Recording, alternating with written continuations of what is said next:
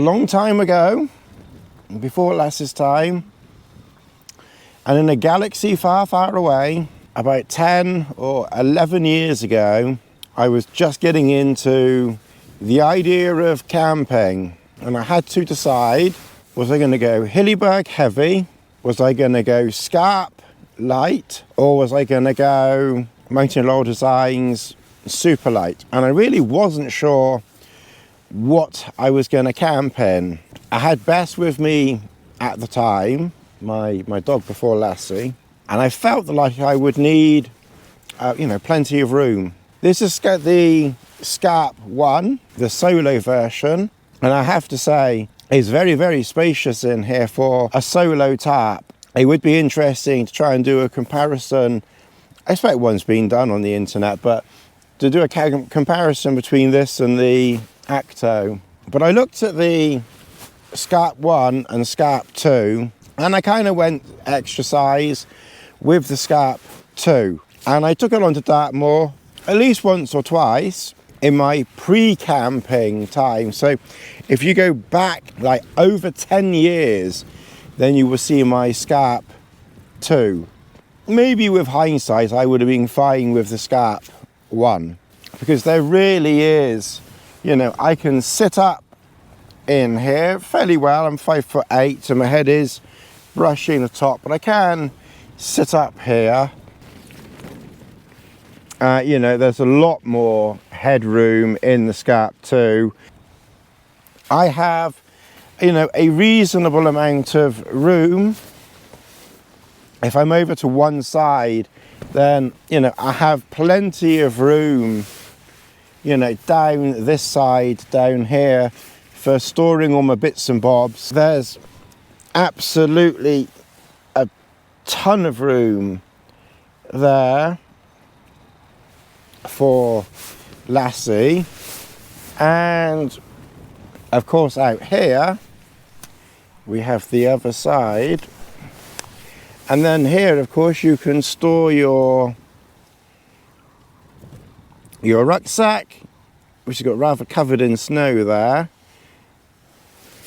I've put Lassie's pack over my boots to protect my boots, and of course I have the Scarp 2 there, which we're going to end up having to pitch in the snow by the looks of it.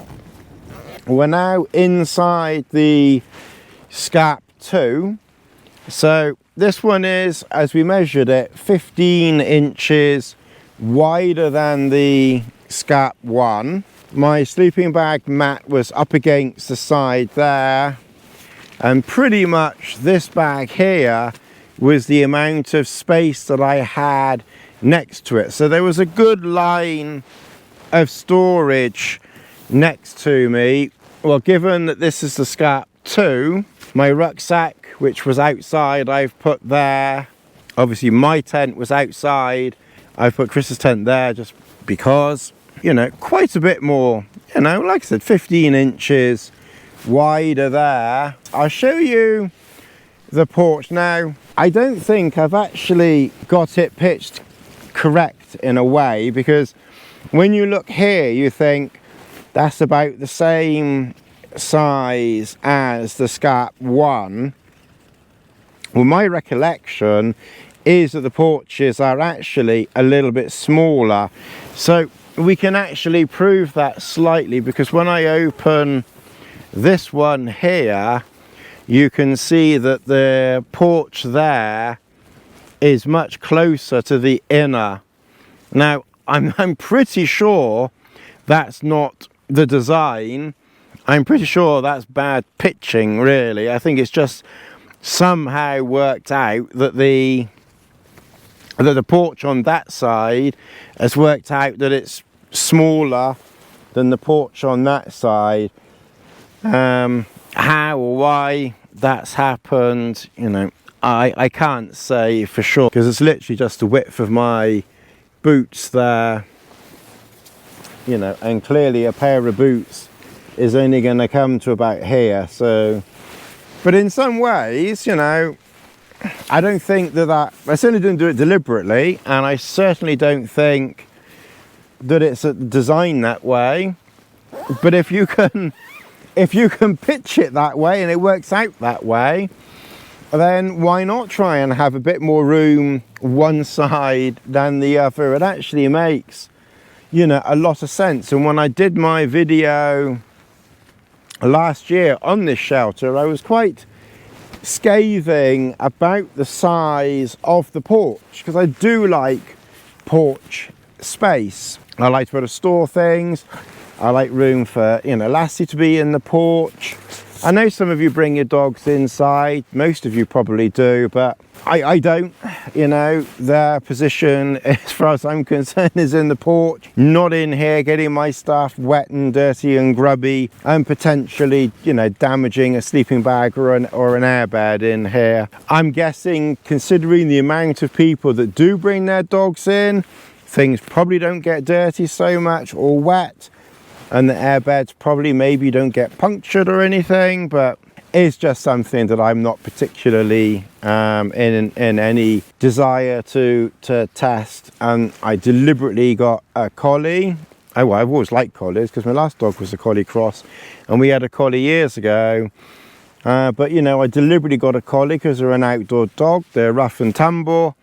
You know, they got a double fur coat, so this kind of weather is, you know, is pretty much nothing to them. So, you know, I don't feel that I have to bring a delicate dog, you know, inside with me. So no expense spared. I found an old tape measure. So obviously these measurements aren't going to be exact because it's kind of flexible, but inside here it's 32 inches. Or 82 centimeters across. So not, you know, it's not a meter, it's about 82 centimeters across.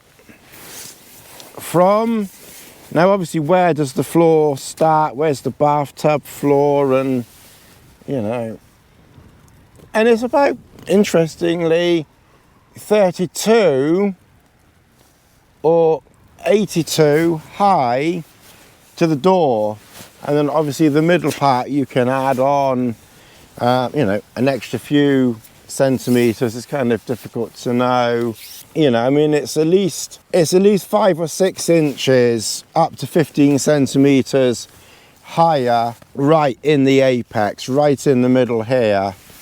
And like I said, this isn't exactly, you know, it's kind of guessing where, you know, demarcations, you know, is around about 22 inches of porch space. So, you know, the porch, I have to say, is it's a very spacious porch here. And that was always one of my slight criticisms with the Scarp 2, was that, you know, the porch itself was never really, I mean, I just didn't think it was that big, really. I'm talking about the porch now. Obviously on this occasion I had plenty of room in the porch, as you saw, you know, earlier in this video. What I really like with the mids is the extra porch space, especially that it gives coverage to and being open. It's a pretty good fit. I mean, it does sag down a little bit, but that could be just the terrain that we're on or whatever. But I mean, clearly, I don't really think you can classify it as a 4-season tent, because the edges, they don't go down to the ground, you know. I mean, they're at least 4 inches or 8 centimeters or 10 centimeters, whatever, from the ground. And the porch there obviously got, you know, quite a bit of snow in it there. And Lass's bed over there has got some snow on it. She was getting a bit of snow on her last night, but, you know, I mean, she's a sheepdog, so I wasn't particularly worried about her, and she was out of the wind. And when I opened the door, she went flying out in the snow anyway. Though you get a Now, just bearing in mind, obviously, any features and things like that that I show you are from a 10-year-old design. So some features and things like that may have changed. But you get a clip here and a clip over here. So theoretically, you could rig up a little line or something for hanging something on if you wanted to.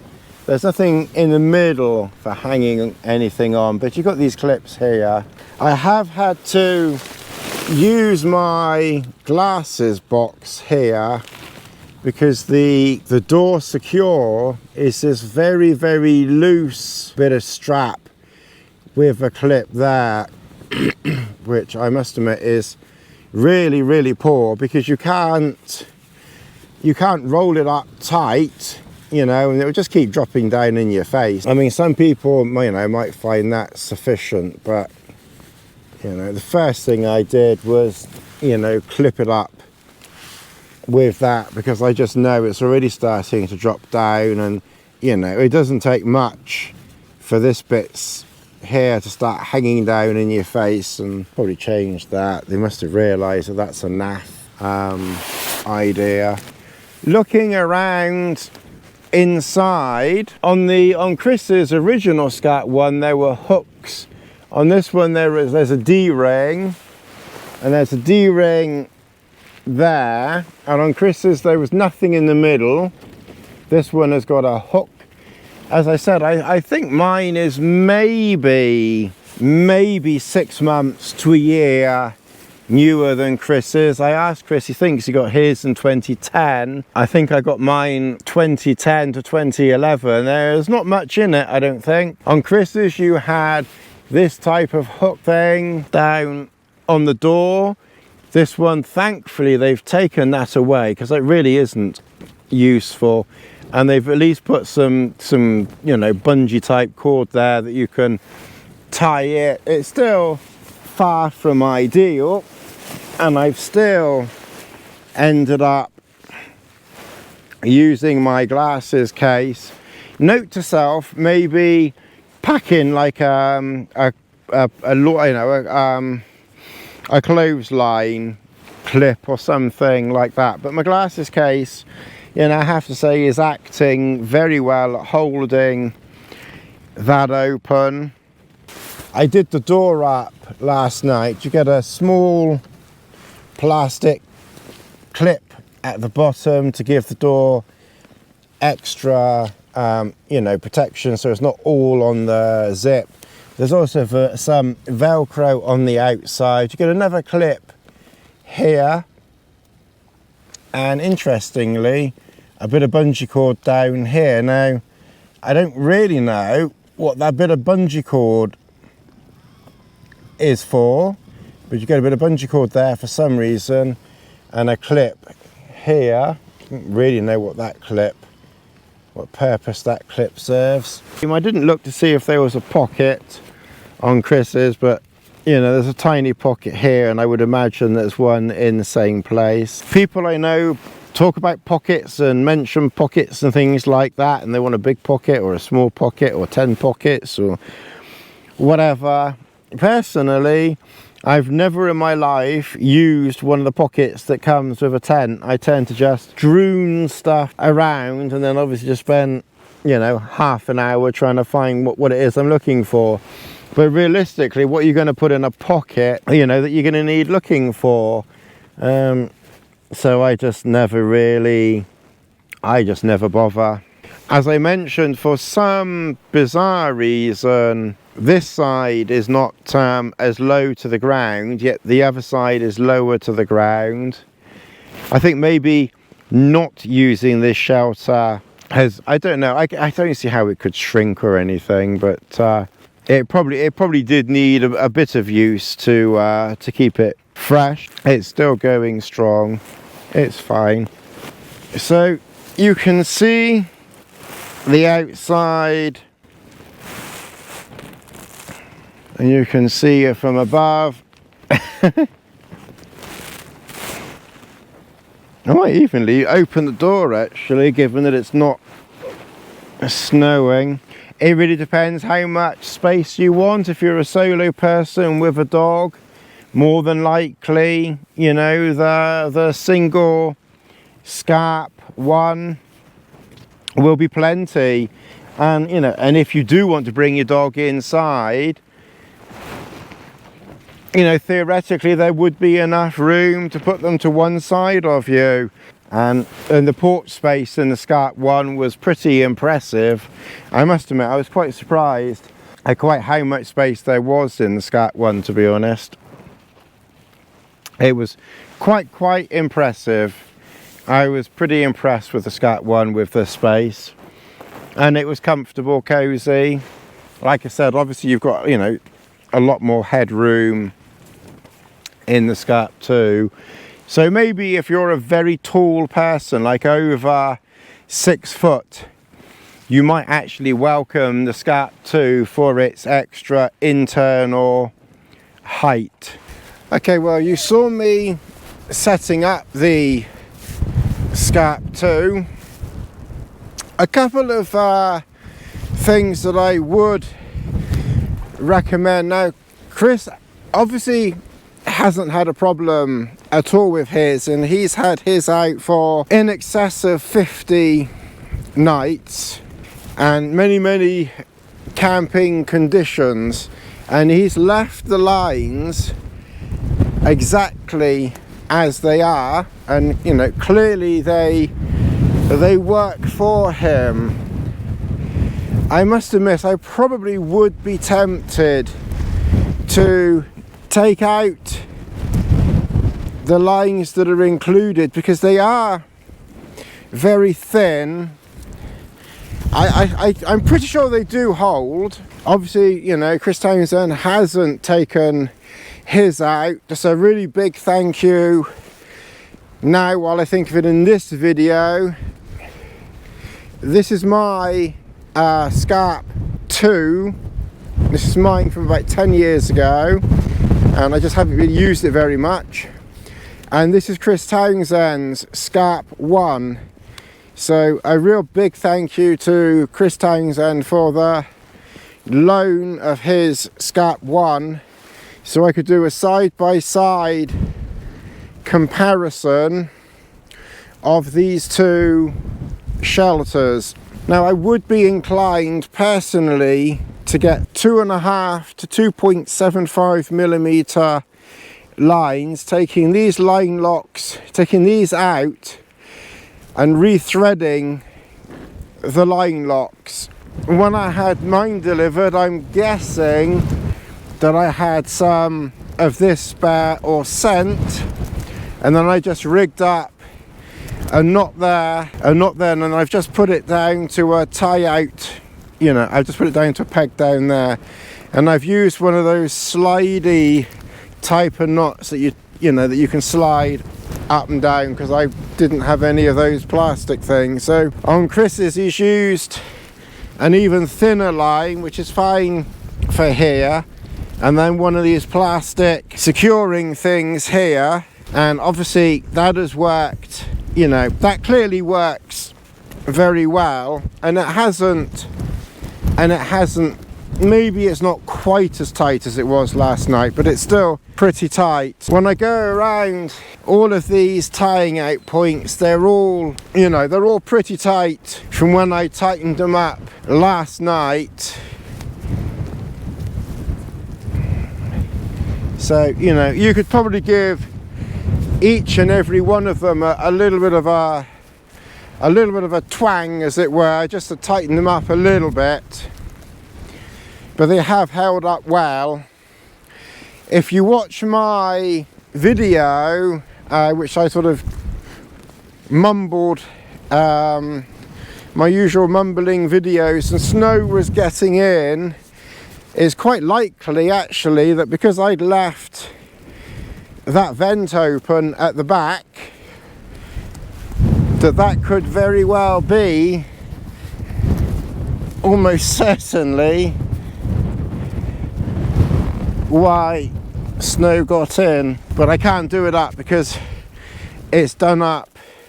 I'd have to undo these a little bit here. This has obviously taken off all of his loops that are on this one, which I have,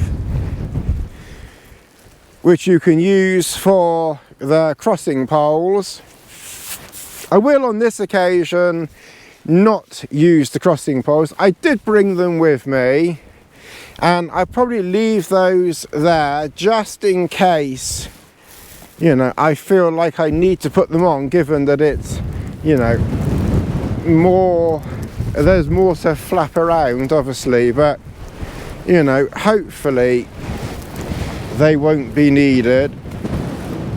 The winds are gusting up to about 40 miles per hour, so it's quite breezy. So I mentioned to you about the outside, that the snow was probably getting in that gap down there. So obviously just loosen off one of these lines down the bottom, and then you'll be able to do that zip up. So that would probably have sorted that one out. You notice that Chris's model seems to go a little bit lower to the ground there than mine, you know, potentially. What I have noticed with mine, maybe it's from a lack of use, I am not sure, is this side is quite close to the ground, and I've tried threading it, you know, around a little bit more, but it doesn't really want to thread very well. So I have noticed that this side is raised off the ground a little bit more, but I haven't adjusted this, so it's like it's always been like that. But I've put those poles down there, my walking poles, so that will probably help. Plus this time I've done the, you know, the back up. The fly at the back does look close to the ground. I do just need to tighten these lines up here. So I think what I'm going to do, I know this is not your regular comparison video, but I just want to try to do, you know, a normal regular comparison video, and I fail before I even start. So this is kind of like a Tony Hobbs version. So from there to there and there to there is 50 inches, and the same obviously there and there. So those lengths there are identical, 50 inches. So it's not longer at top or bottom, it's the same length top and bottom. This one here is also 50 inches top and bottom. What is different is this one is 50 inches across that way, and that one is 35 inches across there.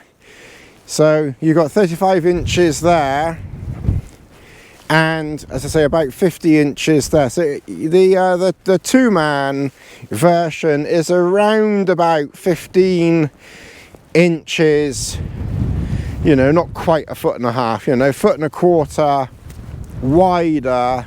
If there is only one of you, and there's ever only going to be one of you, then, you know, don't do what I do and, you know, play it safe and go for the two-man version. I do agree that, you know, it's nice to have the extra space of a two-man tent.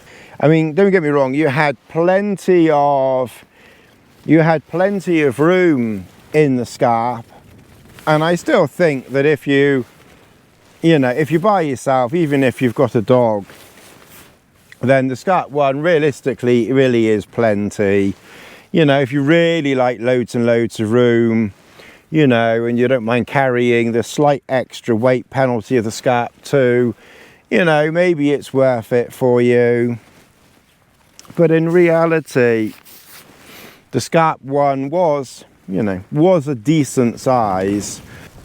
But the solo version of the Scarp really is, you know, plenty big enough. I'm out here, this is winter conditions, I've got winter kit, I've got a dog with me, you know, I've got a big pack, although it's a frameless pack, so it kind of it kind of squishes down a lot. You know, I've got boots, and you know, I manage all of that, you know, a full winter sleeping bag down to like -20 or something silly. So you know, the Solo is perfectly adept and perfectly capable of, you know, of taking one person. It's a very, very roomy shelter. I think some one-man tents, you know, can be quite small, but you know, this is a very roomy. I think because the internal space being, you know, 35 inches across, and then you've got this big porch on the other side, so you've got two good sized porches. Okay, well, here you've got them, you know, side by side. Now you could argue that the big one is kind of protecting the small one, and that's kind of possible, but the wind is pretty much coming from, you know, from this direction, and you can see the left one's bowing in a little bit more to the left, and that's, so you can't really take very much from this. I suppose where I am going is that, in a way, because the big one has a lot more surface area at the back, it's probably bowing in a little bit more than the small one. So again, if you're in very windy conditions and there really is just one of you, then the Solo, you know, is the one to go for. If there's two of you, then obviously you need the, you know, you need the Scarp 2. And I probably would be inclined to change, you know, to put those crossing poles over. I won't do it because I see how it gets on. This is the first time I've had it out, you know, in quite breezy conditions. The first things that I'm noticing is that luckily these are holding quite firm, these end ones, but this one is, I'm noticing, is slipping quite a bit. So, you know, we will kind of see how that is. Like I said, personally, you know, I probably would be inclined to swap these out, because these lines are probably 2mm. Don't quote me on that, I don't know, but they might be maybe like 2mm or something, but I would probably be going 2.5, 2.75, because I'm pretty damn sure these are the same line locks that MLD uses, and I know that the MLD, you know, really do recommend that you have 2.75mm lines on them, you know, for a good hold. You know, they're quite thin lines. Again, like I said, obviously, you know, Chris hasn't had any problems. I'm guessing he hasn't seen any need to change his or anything. And I have a feeling on the newer versions they've done away with this flap here, and I think it's a waterproof or a water resistant zip that's down there. Other than that, cosmetically outside, these two are pretty much identical. Obviously, come from the side, then it's easy to reach. Yeah, you can reach it from there pretty easy, and it's velcro down, so you know, you could open that vent if necessary, but I think you've got plenty of airflow underneath without any real worries there. But you could open up one of those if you needed to from inside, just about, with a bit of jiggly pokery. I'll try and hang on to Chris's for a little while, so if there's any other comparison videos that you're interested in, or if there's anything that I've missed or anything that I should do better, which I'm usually rubbish at doing anything better, you know, put a comment below, and obviously it's something that I can address in a future video. Okay, well, this is the next morning when we're just going to have a look at the Scarp. Chris's lines didn't slip, but you can see that all of my lines have slipped. Indeed, if it wasn't for the knots on the top of each one of them, the whole back could very well have given way. So, as I mentioned previously to anyone who's got this far in this video, I really do recommend switching these lines out. Just try and put these in the correct position, because they're obviously used for the cross poles, but you can see that they've slipped at the back there. All right, it's getting too cold out here. Oh.